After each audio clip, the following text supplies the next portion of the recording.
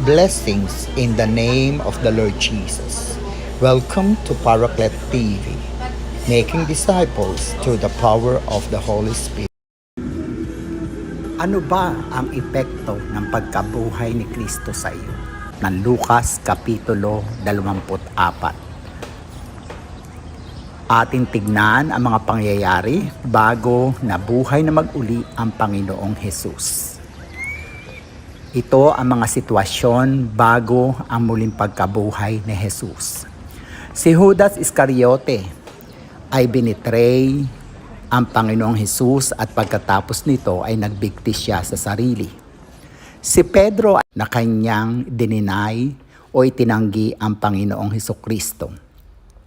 Ang mga alagad ay mga natakot at nagkahiwa-hiwalay.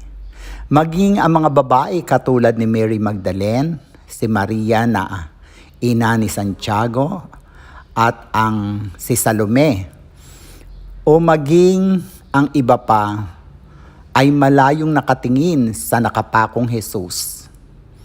Ang templo, ang kortina nito, ay nahapak sa dalawa mula itaas pababa.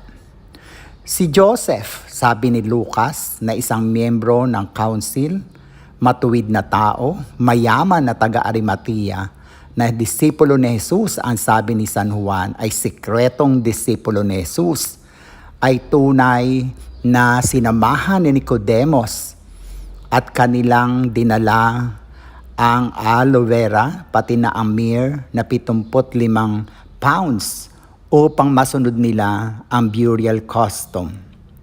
Ang pag-aari na libingan ni Joseph ang siyang pinaglibingan at sila ay humingi ng permit kay Pilato upang sila ay payagan na kuhanin ang katawan ni Jesus. Habang sila ay sinusundan ng mga babae, ay nailibing nila ng maayos ang katawan ng Panginoong Hesukristo. Gayon din naman pagkatapos na mailibing ang Panginoong Hesukristo, lahat ng mananampalataya ay nagluluksa sa pagkamatay ng kanilang Panginoon na kinikilala nilang tagapagligtas. Ang sabi ng psikolohiya, ang estado o stages ng pagdadalamhati ay mayroong katulad ng denial, anger, bargaining, depression at acceptance. Hindi nila matanggap ang pagkamatay ng kanilang kinikilalang Panginoon. Nagbunga ito ng pagkagalit at pagkatakot sa iba sa kanila. Sa Lucas 24 ay makikita natin noong unang araw ng linggo, maagang-maaga ipumunta na ang mga kababaihan sa puntod, ngunit natagpuan nilang naigulong na ang bato at walang laman ang loob ng pinaglibingan ng katawan ni Jesus. Lubha silang nagulumihanan, greatly perplexed, lubhang nagtataka at nangatakot. Ang mga apostoles ay puno ng pag-aalinlangan na wala ng pananampalataya at di makapaniwala.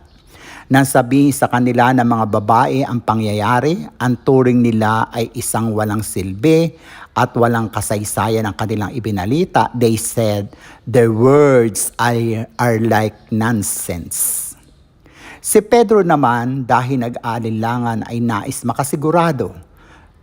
Tumayo at tumakbo patungo sa puntod at nakita niya doon ay ang puting kumot na sobra siyang nagtaka.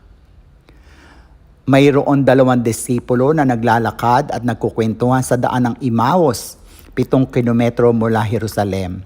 Sumabay sa kanila si Jesus, ngunit di nila siya nakilala.